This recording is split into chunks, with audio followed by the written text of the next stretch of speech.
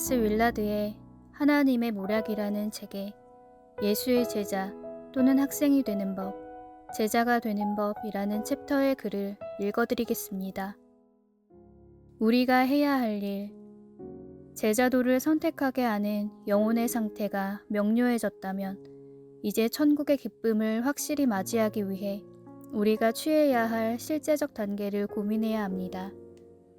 물론 예수님의 아름다움과 선하심을 보는 것은 인간의 통제를 벗어난 하나님의 주도권에 속한 은혜의 선물이자 체험을 통해 주어지는 것이지만 동시에 우리는 스스로 할 수 있는 일이 무엇인지 찾아야 합니다.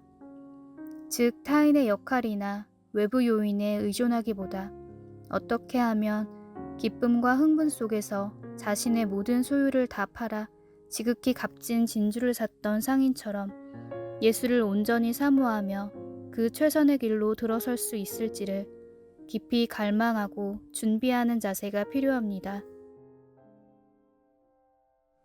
오늘 우리에게 주신 말씀은 에스더 8장 1절부터 8절까지입니다. 그날 아하수에로 왕이 유다인의 대적 하만의 집을 왕후 에스더에게 주니라. 에스더가 모르드게는 자기에게 어떻게 관계됨을 왕께 아뢰었으므로 모르드게가 왕 앞에 나오니 왕이 하만에게서 거둔 반지를 빼어 모르드게에게 준지라. 에스더가 모르드게에게 하만의 집을 관리하게 하니라.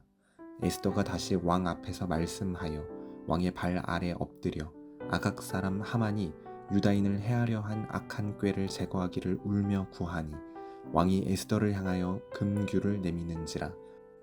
에스더가 일어나 왕 앞에 서서 이르되 왕이 만일 즐거워하시며 내가 왕의 목전에 은혜를 입었고 또 왕이 이 일을 좋게 여기시며 나를 좋게 보실진대 조서를 내리사 아각 사람 함므다다의 아들 하만이 왕의 각 지방에 있는 유다인을 진멸하려고 꾀하고 쓴 조서를 철회하소서.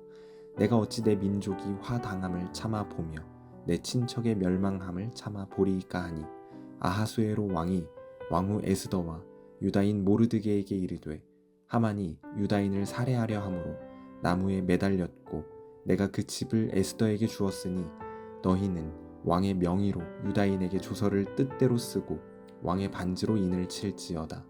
왕의 이름을 쓰고 왕의 반지로 인친 조서는 누구든지 철회할 수 없음이더라 하더라. 아멘.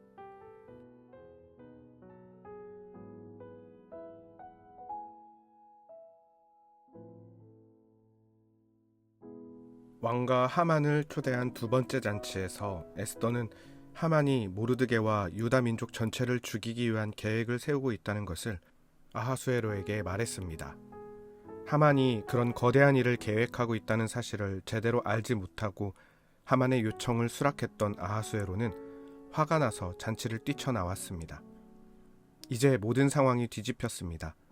지금까지는 하만이 모르드게와 에스더의 목숨줄을 쥐고 있었는데 이제 왕이 하만의 집에 대한 모든 권한을 에스더에게 주었습니다. 1절 2절입니다. 그날 아하수에로 왕이 유다인의 대적 하만의 집을 왕후 에스더에게 주니라. 에스더가 모르드게는 자기에게 어떻게 관계됨을 왕께 아뢰었으므로 모르드게가 왕 앞에 나오니 왕이 하만에게서 거둔 반지를 빼어 모르드게에게 준지라. 에스더가 모르드게에게 하만의 집을 관리하게 하니라. 불과 얼마 전까지만 해도 에스더는 처음 왕 앞에 자신의 생명을 걸고 나아갔습니다. 왕이 법규를 어기고 왕 앞에 나온 에스더를 못마땅하게 여기며 금규를 내밀지 않으면 죽을 수도 있는 자리였습니다. 그래서 에스더의 첫걸음은 두려움 속에서 이루어진 순종이었습니다. 그리고 오늘 본문에서도 에스더는 다시 왕 앞에 나아가 엎드립니다. 왕이 찾기 전에 왕에게 나아갔을 때 왕이 탐탁치 않게 여겨 금규를 내밀지 않으면 죽게 된다는 법은 여전히 존재했습니다. 그런데 이젠 에스더가 달라졌습니다. 이전에 에스더는 생존을 가장 걱정하며 왕 앞에 나아갔다면 이제는 자기 민족을 위해 다시 기꺼이 생명을 걸고 왕 앞에 나아가 엎드려 울며 간구합니다. 자신과 모르드게를 죽이려고 했던 하만은 이미 죽었지만 유다인을 모두 죽이라는 조서는 그대로 남아있었기 때문입니다. 그런데 중요한 것은 에스더가 이제 더 이상 자기 문제만 바라보지 않는다는 점입니다. 이전에는 내가 살 수 있을까가 중심이었다면 이제는 하나님의 백성이 어떻게 살아날 것인가를 붙들고 있습니다. 하나님은 에스더를 단순히 살아남은 사람으로 남겨두지 않으시고 다른 사람을 살리는 자리로 이끄시는 것입니다. 하나님이 에스더를 다루시고 에스더는 하나님의 이끌림에 더 자라가고 더 나아가게 된 것입니다. 하나님은 우리를 위험에서 건져내시는 것으로 끝나지 않으시고 하나님이 맡기신 뜻을 위해 살아가는 자리로 부르십니다. 하나님의 뜻 안으로 부르셔서 우리를 변화시켜 가십니다. 이것이 하나님 안에서의 자라남입니다. 사람들이 하나님을 믿는 가장 큰 목적 중 하나가 하나님이 우리를 안전하게 지켜주시는 것입니다. 당연히 하나님은 우리를 지켜주시는 분이시지만 그것이 믿음의 가장 큰 목적이 되면 그것은 하나님을 잘못 믿고 있고 잘못 대하는 것입니다. 하나님을 그런 기대로 믿는다면 하나님은 단순히 내 안전과 기대를 책임지는 보안요원, 자판기처럼 되어버립니다. 그런 잘못된 믿음이 익숙해지기 시작하면 하나님 믿으면 문제가 해결되고 위기가 지나가고 삶이 편안해진다고 생각하고 그것으로 충분하다고 여깁니다. 하지만 하나님은 우리의 안전과 보호를 위한 안전장치가 아닙니다. 조건이 충족하면 내게 바라는 것을 내놓는 자판기도 아니십니다. 그리고 하나님도 우리와 그런 관계를 맺기 원치 않으십니다. 하나님의 우리를 향한 목적은 우리의 삶을 보호해주는 것으로 그치지 않습니다. 하나님 안으로 깊숙이 들어오기를 바라셔서 우리를 통해 하나님의 뜻을 이루기를 원하십니다. 그래서 하나님을 믿는다는 것은 단순히 내 인생이 잘 되는 것을 바라는 것이 아닙니다. 하나님을 믿는다는 것은 하나님이 누구신지를 배우는 과정입니다. 살짝 배우는 것이 아니라 깊이 알기를 원하십니다. 하나님이 어떤 분이신지, 그 하나님이 우리에게 원하고 바라시는 것은 무엇인지, 우리는 하나님의 바람에 어떻게 반응해야 하는지를 계속해서 배워가는 것을 하나님이 진정 원하십니다. 그래서 믿음을 안전을 확보하는 기술 정도로 보아서는 절대 안 되는 것입니다. 안전에서 바라는 것을 주셔서가 아니라 어떤 상황과 조건 속이라도 하나님께서 이끄시면 하나님께 붙들려 그 상황과 조건 속으로 들어가는 것입니다. 사람들이 하나님을 잘 모를 때 하나님께 나아오는 이유가 대부분 자신의 문제 때문입니다. 살기 위해 기도하고 무너지지 않기 위해 하나님을 찾습니다. 그런데 하나님은 우리가 바라는 것 이상을 준비하십니다. 우리의 연약함조차 외면하지 않으시고 연약한 거기서 멈추지 않게 하십니다. 하나님은 우리를 점점 더 하나님의 나라의 방향으로 이끄십니다. 내 삶이 어떻게 될까만 붙들던 자리에서 하나님은 지금 무엇을 이루고 계시는가를 묻게 하십니다. 그리고 그 질문 속에서 우리의 삶은 나에게 집중된 내 이야기가 아니라 하나님이 사용하시는 하나님의 이야기로 바뀌어가는 것입니다. 하만은 누구보다 높아지는 것을 인생의 목표로 삼았던 사람입니다. 왕 다음 자리에 오르고 모든 사람이 자신에게 무릎 꿇는 권세를 얻었지만 그것으로 만족하지 못했습니다. 모르드게 한 사람이 절하지 않은 것을 견딜 수 없었고 단지 그것 때문에 제국 안에 있는 모든 유다 사람을 죽이려고까지 오랜 시간을 들여 계획할 정도로 자기 오름에 꽉 찬 사람이었습니다. 하나님 없음이 당연한 기본값이 되는 삶이었고 충분히 자기 힘으로 세상을 쥐고 펴며 높아질 수 있다고 생각했던 사람이었습니다. 그러나 하만은 자기 그 오름과 스스로 높아짐에 잠식당해 비참한 최후를 맞게 됩니다. 모르드게와 유다인들을 죽이기 위해 준비했던 모든 계획과 함정에 자기가 걸려든 것입니다. 이것이 높아짐 자체를 목적으로 삼는 인간의 비극입니다. 하나님 없이 스스로 주인된 사람은 결코 만족할 수 없습니다. 더 높은 자리로 올라가도 여전히 불안하고 더 많은 인정을 받아도 여전히 결핍을 느끼게 됩니다. 결국 하만은 자기 영광을 위해 쌓아 올린 그 높아짐 때문에 무너집니다. 하나님은 하만을 통해 높아짐 자체를 붙드는 인생이 얼마나 허무하고 위험한지를 드러내고 계시는 것입니다. 하만이 그렇게 애를 써서 자기 성을 구축했던 것은 세상이 끊임없이 더 높은 자리로 올라가라고 하는 말에 인생을 바쳤기 때문입니다.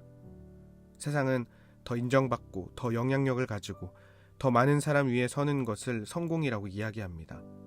그래서 사람들은 그 세상의 속임에 속아 높아지는 것 자체를 인생의 목적처럼 여기며 살아갑니다.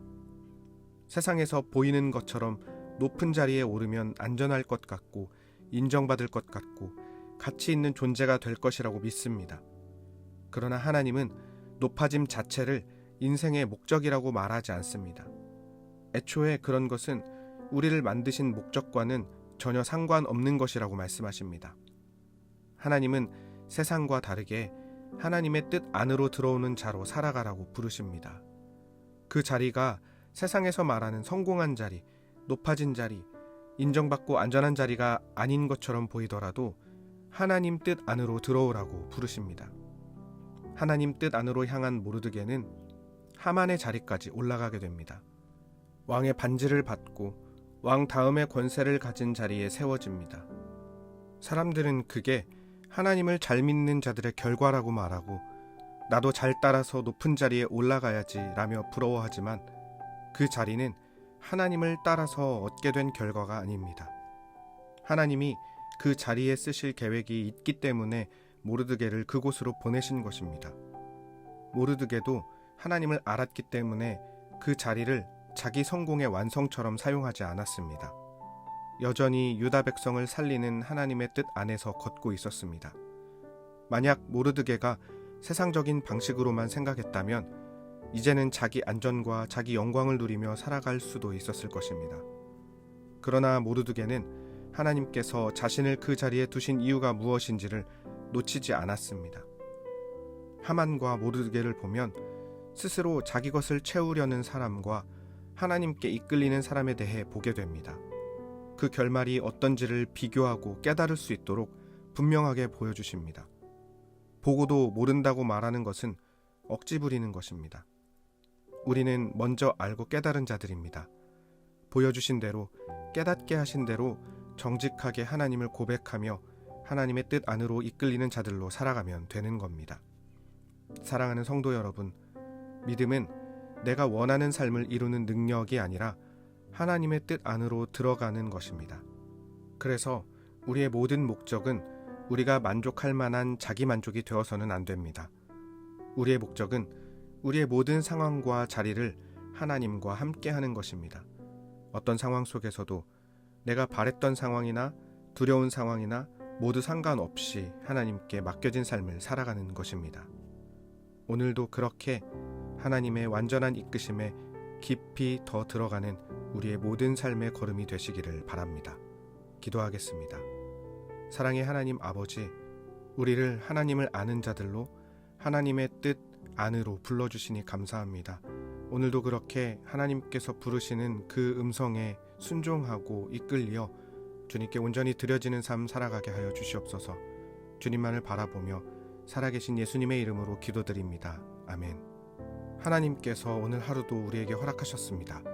믿음으로 주님께 나아가며 동행하는 거룩한 날 되시기 바랍니다.